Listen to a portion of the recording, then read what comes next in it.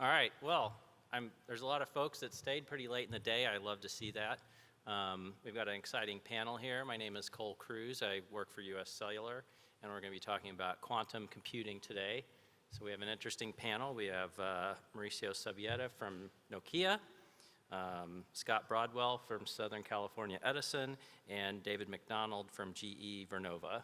And so we'll go ahead and get it kicked off, guys. So just the format, we asked Scott, because he's from the utility, we kind of asked him what was on his mind and for this, and then we all kind of collaborated on the answers. So I'll start with Scott. Scott, help define quantum computing for utilities. What does this mean for them?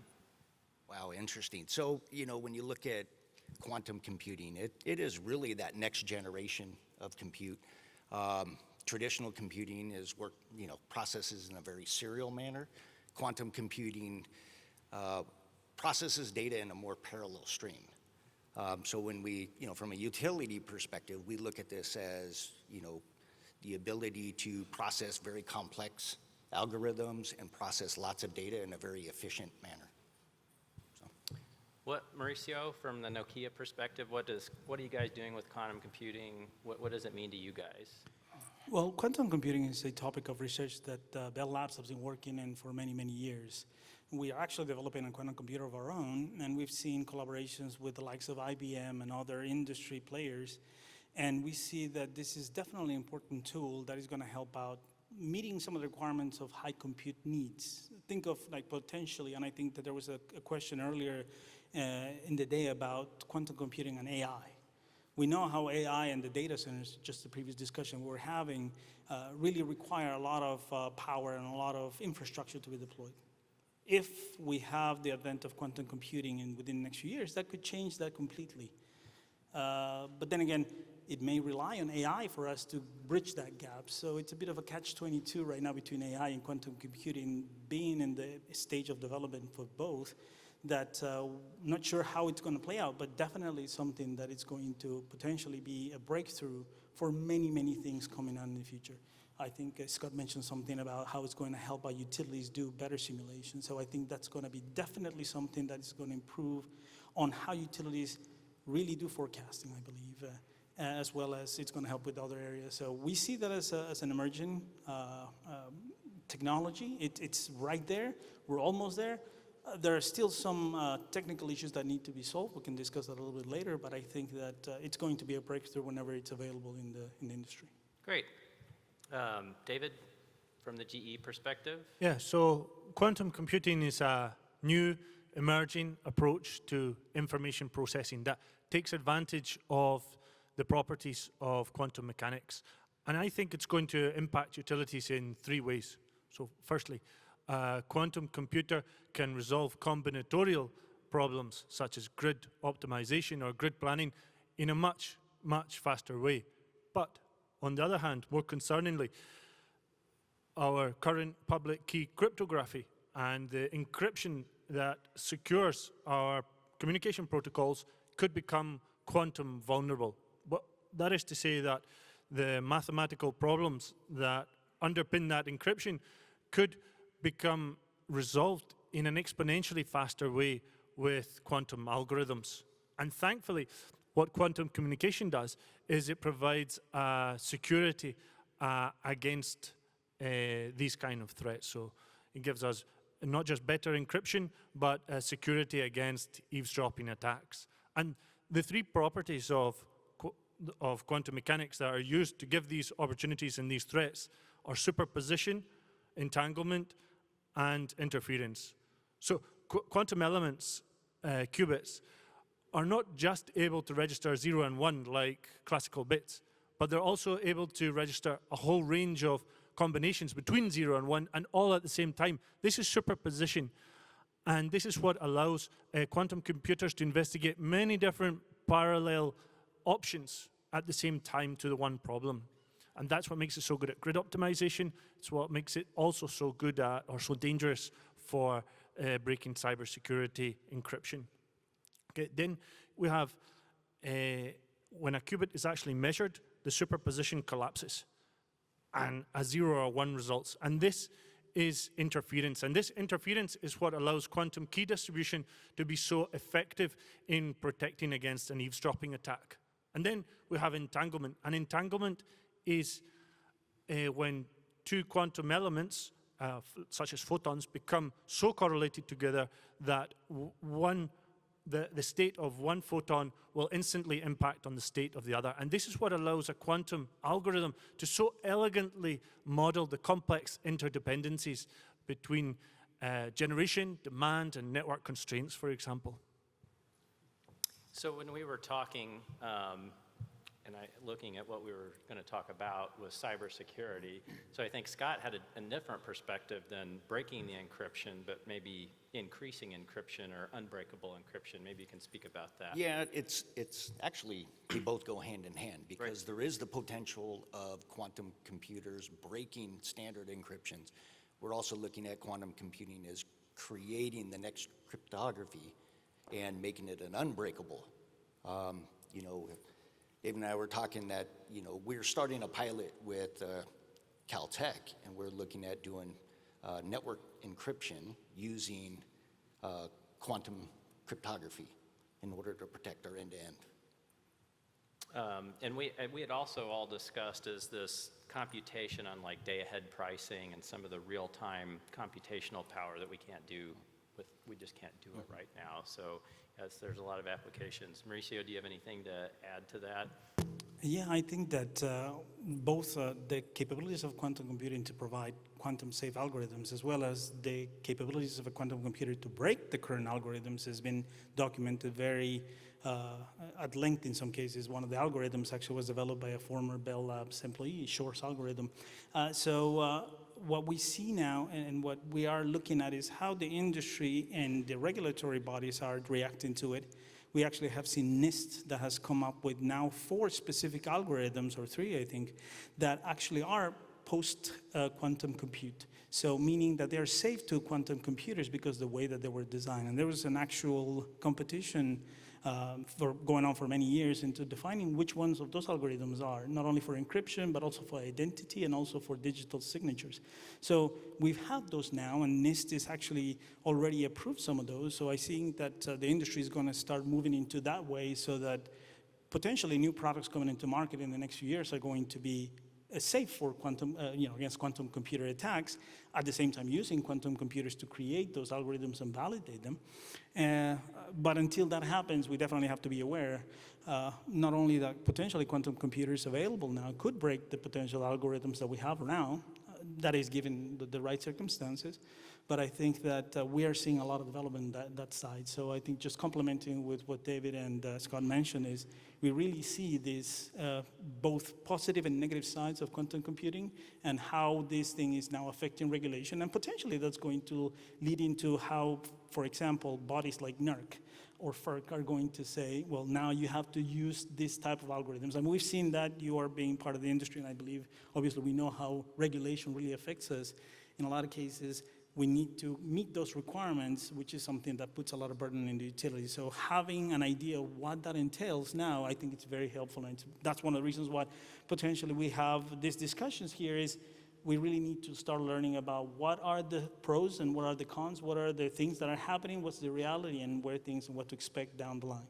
Yeah, that's interesting. So I was around for the TDM IP switch and how NERC handled that, and a lot of thought went into that, and I'm sure the same thing will happen. I've been in a lot of data centers. They're in the mid-60s Fahrenheit. I think we talked about maybe what a quantum computer would need temperature-wise. Would you like to, I think it was you saying that. Yeah, the proton cannon requires a 0 Kelvin, and you don't see that. Right, I mean it's really research-driven and isolated. So transforming a data center facility in order to meet that cooling requirement will be challenging. But I think they're making them smaller and trying to commercialize those. You said something about a smaller unit or a suitcase. No, well, what I was thinking is that quantum key distribution is the most promising of all the applications. Not just because it can allow a utility to secure the communication against the quantum threat, but also because it doesn't depend on a large-scale fault-tolerant quantum computer being available. In fact, quantum key distribution only needs an emitter and detector of photons. So you kind of touched on this, maybe with the absolute 0 or 0 Kelvin. So where do you think we are in the timeline of, seeing some products that a utility could incorporate? And obviously you're working with Caltech now, but that's very theoretical. Yeah, no, it definitely is. But, as David was saying, there are practical applications where you don't need the quantum computer, right? We can leverage the research and the vendors to have that investment, create the rules and the algorithms, and then we have appliances that can then process it. So I think we're probably 5-10 years out. So, it's a chicken and the egg problem, right? So I'm going to ask the vendors, starting with you, Mauricio. So are you looking at use cases first, or the technology first, or both at the same time? And then how would you interact with a utility on that? I think that we are looking at it from a use case perspective, and that goes to not only securing the network because of the quantum threat, but also looking into regulatory requirements, basically encryption. How do you handle encryption with information that is mission critical, especially how the circumstances in the world are now regarding security.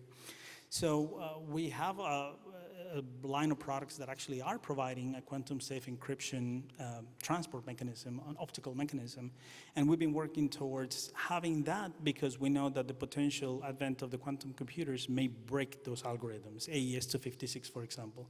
Right now, in normal compute time, that it's not feasible within our lifetime, but with the compute time, that can be reduced to hours. The reality with quantum computing doing that, however, and especially with what David said and also what Scott said about 0 Kelvin, that's one of the key issues. Right now, for a Shor's algorithm to be effective, for example, you require multiple qubits that are going to be able to do that operation in a regular lifetime, let's say. But that implies that there has to be very little noise floor so the interference can properly operate, as well as the entanglement and the superposition. So having all of those require not only very low temperatures, which are not necessarily feasible in a commercial level right now, because it's very difficult. I mean, you put more energy into trying to cool something than anything else, so there's a trade-off there of what you want to do. And then the other thing is having a noise-free environment such that we can get the algorithms to operate properly. And that's been a challenge. So from an industry perspective, a research perspective, I think there are many institutions that are working on that. But I think there's limitations that we need to take into consideration. So to your time scale, I would probably add another 5 years to when we can really see a quantum computer, correct, and a practical application that could break the algorithms that we have. Yeah. However, that doesn't mean that we should not be prepared. Stuff can happen. We, up until a couple of years ago, we didn't realize how AI could come and help us, right? Now I think everybody's using AI. I'm assuming everybody here has gone there and says, oh, help me write an out-of-office notice. That sounds very nice, right? I did that. So it may not necessarily be all that elegant, but I've been there. So we're using that. Think about a couple of years ago, we were not there, right? And that has changed our lives significantly. The industry and everything that's happening now, even the requirements of utilities have changed so much. I remember up until a couple of years ago, the most important thing for a utility was to see how they were going to meet the requirements for EVs, and especially for California. Now that has shifted a little bit, is how are we going to meet the requirements not only for EVs, but for data centers? We're seeing an increase, significant increase on that. I think in our previous panel, Ali from my company also mentioned about 3 Mile Island, right? So I think having that recommission is just a sign of how we are putting a lot of stress on the electrical grid to meet those requirements. That may also change how quantum computing is developed. That may change the way and the pace in which quantum computing is completely developed. And that would put us in trouble unless we have something to fix as we go for encryption, for example, as the threats. Right. You want to focus on the threats primarily, I think, and then look into how you can use the use cases to improve things because you want to be protected. I think that's how utilities look at it from their perspective. Back in my day in utility, safety was paramount. Yeah, absolutely. I think the important thing now is we're talking about it, right? We're working with our partners. We're talking about, how it may align and support our strategic vision, our directives, how it may combat some of our cyber threats, even knowing that we're many years away. It's just like with AI, right? You got to start talking about it, educate yourself, and see how we can partner together to make it a reality. Yeah. David, what do you think about, how you guys are working with utilities and use case first, technical first? Yeah. Yeah, so right now we're starting a new interesting proof of concept with a leading utility where we're going to try and demonstrate quantum key distribution between distribution substations and at greater distances between transmission substations. And I think what's really exciting about testing quantum key distribution right now is that there's a whole convergence of complementary technologies emerging at the same time. So after the digitalization of the substation for protection and control, the next big challenge is inter-substation communication, peer-to-peer inter-substation communication. And this is also the backbone of any edge-based, fast-acting intermediate control layer for the grid. And of course, that gives more and more and more demand in the future for something like quantum key distribution. At the same time, we're also testing virtualized protection and control, which basically means a separation, a decoupling of the software and hardware. And why is that so interesting? Because it means that ID manufacturers like ourselves are able to take advantage of existing hardware, specialist hardware for photon detection and photon emission. And this is what means that quantum key distribution is so much faster, going above the technology readiness levels. And we expect that in 3 years, when this project is finished, there will be a technology readiness level of 5 or 6. Whereas with the quantum computer itself, it's like Mauricio said, there has been advances. It's no longer about a theoretical concept. It's more practical experimentation, but it's still very error-prone. And in order to have efficient error correction, you need more qubits. And to have more qubits, you have these big challenges, not the least of which is temperature control.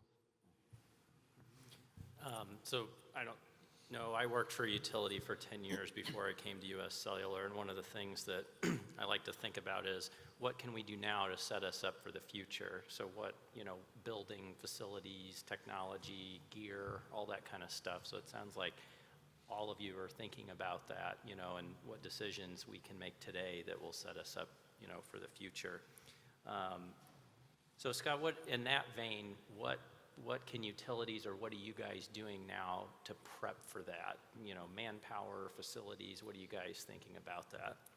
Yeah, so I think right now our best approach is working with our vendors and really understanding what our strategic visions are, what is in the realm of possible. Because it's so theoretical and there is no true physical application yet outside of the key exchange, training our staff, getting ourselves ready for it, we're not there, right? Because there isn't a whole lot to learn from. Working with our vendors, understanding, like contingency analysis, load planning, load, projections on how we might be able to better design our grid using a lot of these algorithms. That's part of the conversation. It sounds like you guys should found a conference called Utility Quantum Computing Alliance. Yeah. So, Bobby can run it. That could be a subgroup. We can create a little subgroup from UBBA. It'll be great. USBA.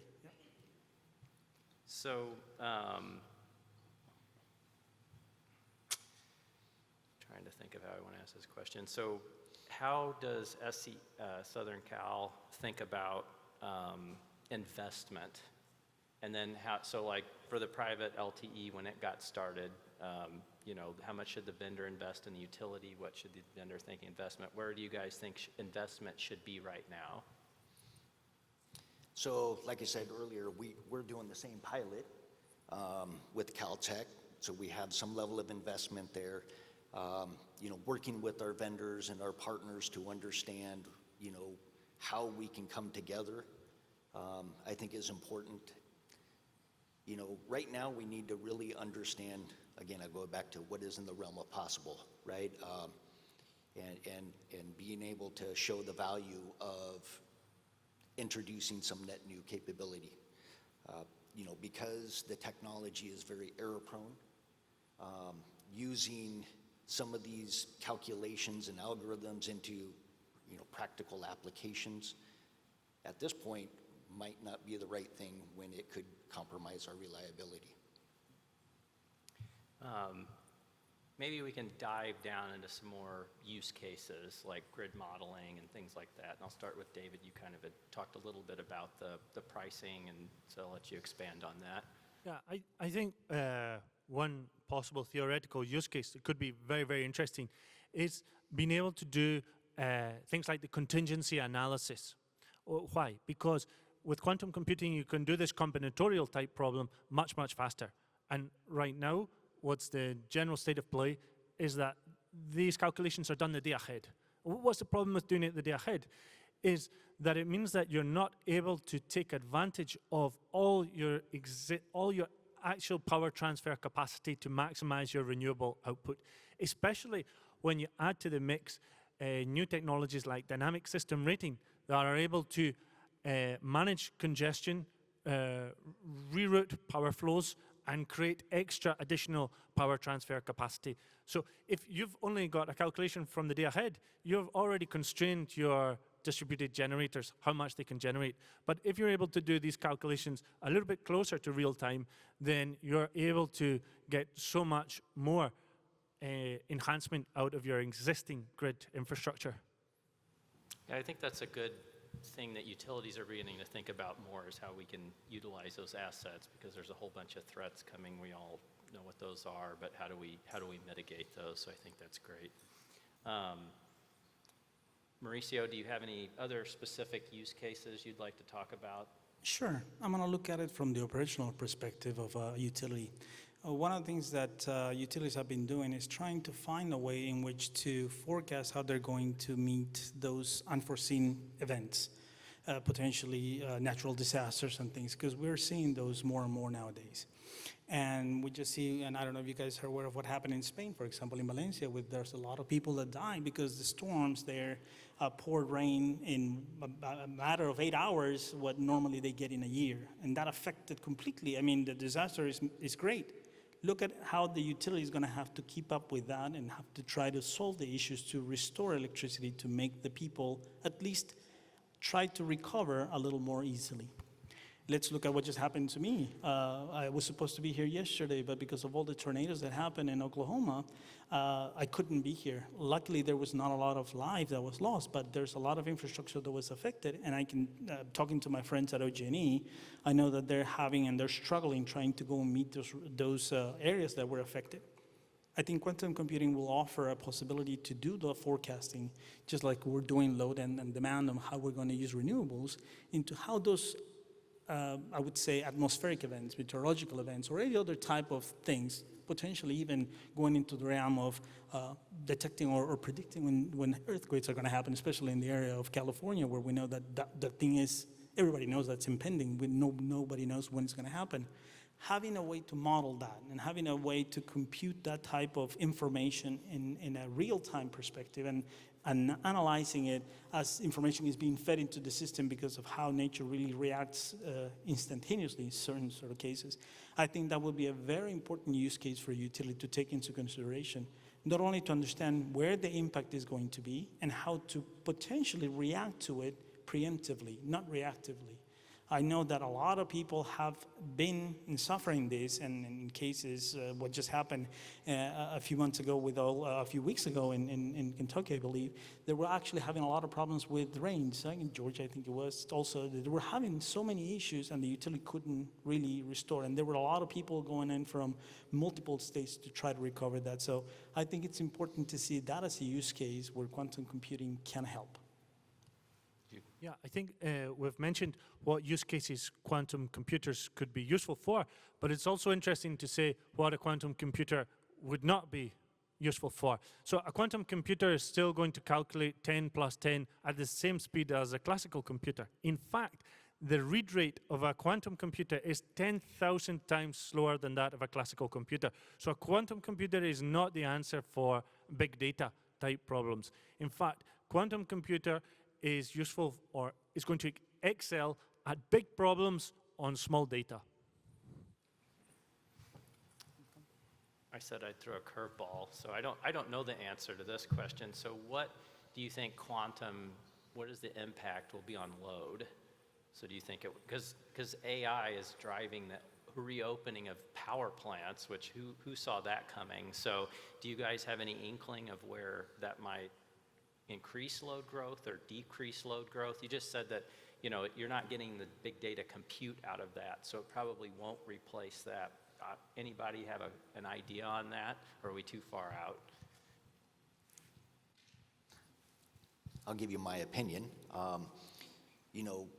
By itself, it's probably not going to have that much impact. But if you look at applying quantum computing to assist with AI models, it might reduce the power load of the AI requirements because you can put the two together and make it more efficient, at least theoretically. I think that might help in reducing or becoming more energy efficient with those kind of modeling. Okay. Given the fact that we only have a few quantum computers available right now, we don't really understand what's going to take. I think one of the things and one of the comments that Scott made is we need to cool them down to almost nothing, 0 Kelvin, right? So that requires a lot of energy. So right now we don't see that impact, but if we start seeing more and more quantum computers, we're probably going to see how that's going to impact the grid. So I think that it's a combination of both. It's just how many computers are going to be available, where the technology is at right now, and what kind of use cases are going to be driving it. For monetary purposes, I don't think anybody foresaw how much impact AI was going to have in the data center buildup. Now everybody that I'm talking to is somewhat related to building a data center now, which in turn puts a lot more pressure on the grid. So if quantum computing becomes a reality, that may also be one of those things that everybody goes there, oh yeah, we need to invest on that, and everybody starts building their quantum computers, and that's going to turn around and it's going to potentially affect the utility in the sense of we weren't expecting this. I think going back to what you were talking about earlier, and maybe we can discuss a little bit on that, is about the training that we need to have before that happens, so that when it comes, we're not caught blindsided. I don't know how much the impact of AI really affected your utility specifically. I know from some of the people that we're talking is that they're trying and they're struggling to meet that new demand. And so that probably is because we knew about AI, we didn't really understand how much that was going to guzzle up from a power perspective. So I don't know, Scott, what do you think about that? Yeah, no, definitely. When you look at it from a power perspective, we're still struggling, not only as a utility supporting our own internal clients, but also as a consultant out to our customers on how to prepare load growth and demands. But internally, Matt was presenting earlier, he is kind of leading our effort and working with our internal folks and building those use cases and preparing the teams and the training and whatnot. But, there's probably less need of the support for the infrastructure, more in the application, the modeling, and the inferencing.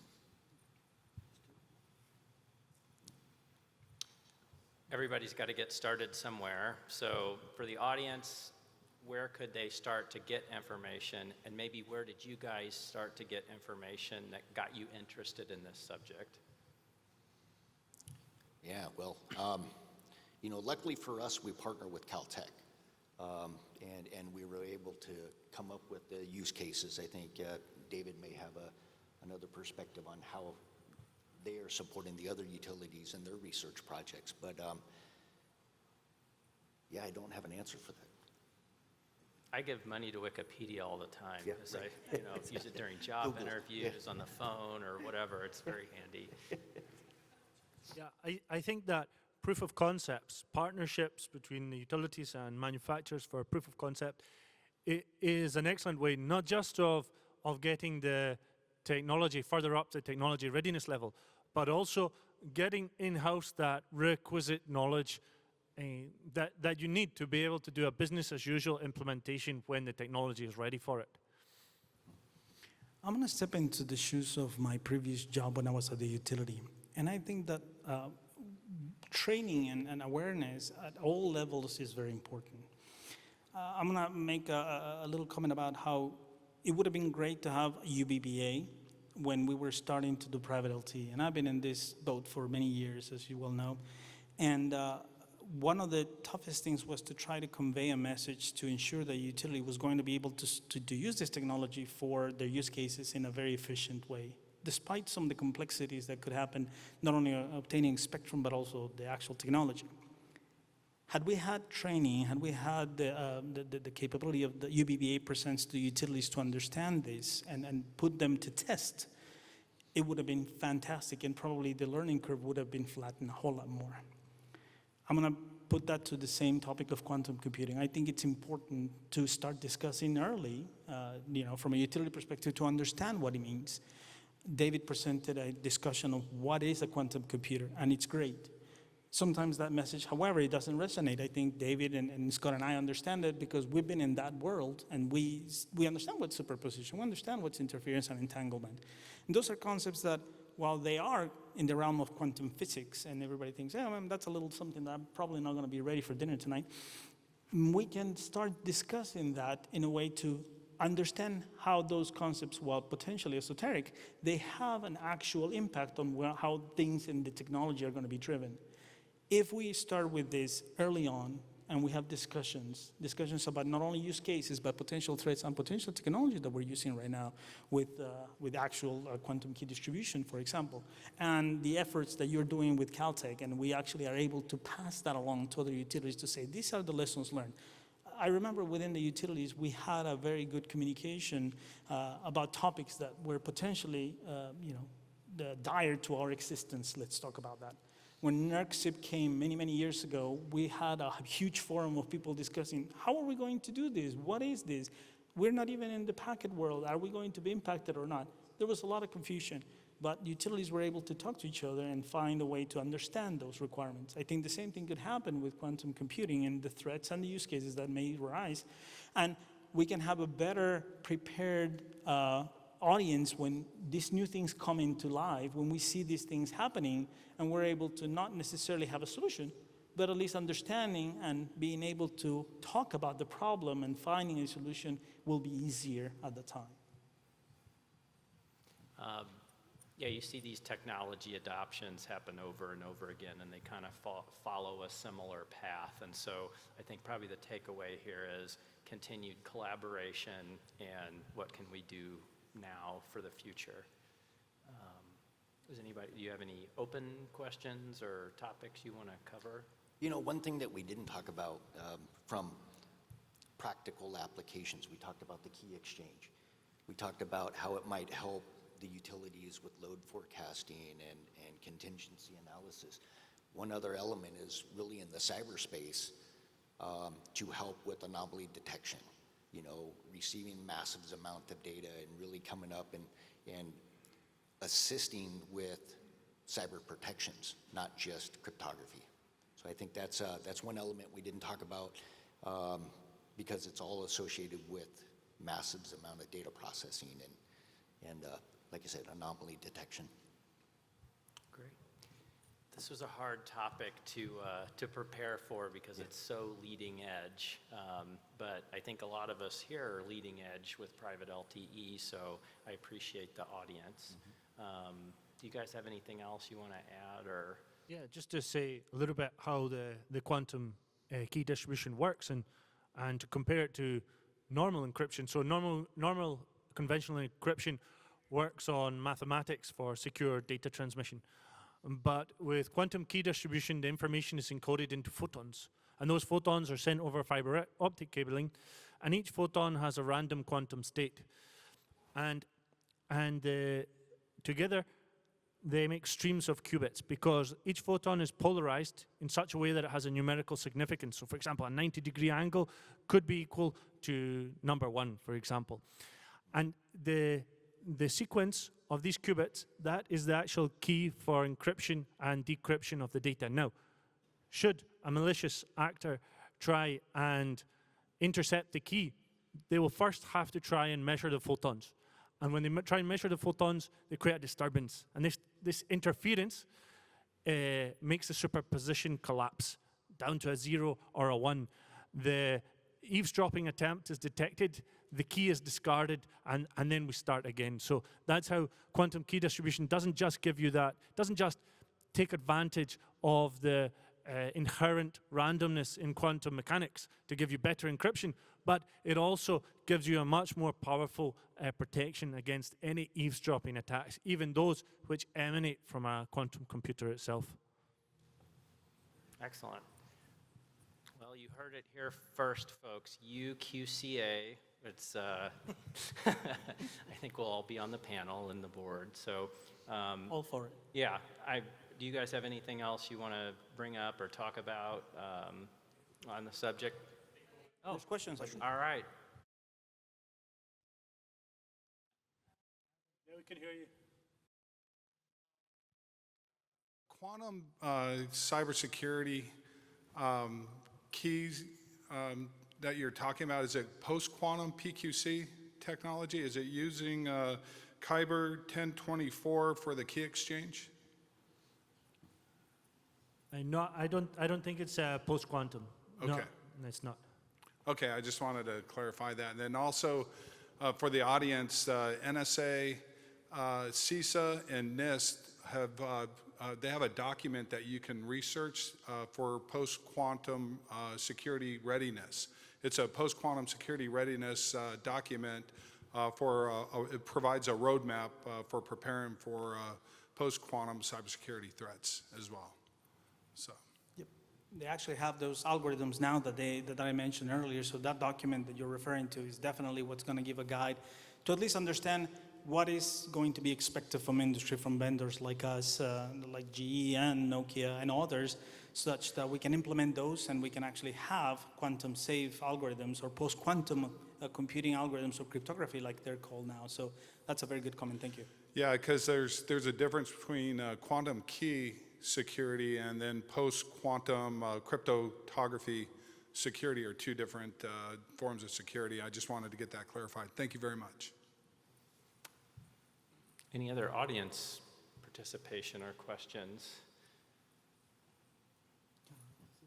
Yeah. Well, Bobby, I think we've run out of things to talk about on quantum computing. I appreciate you listening and appreciate our panelists. Thank you.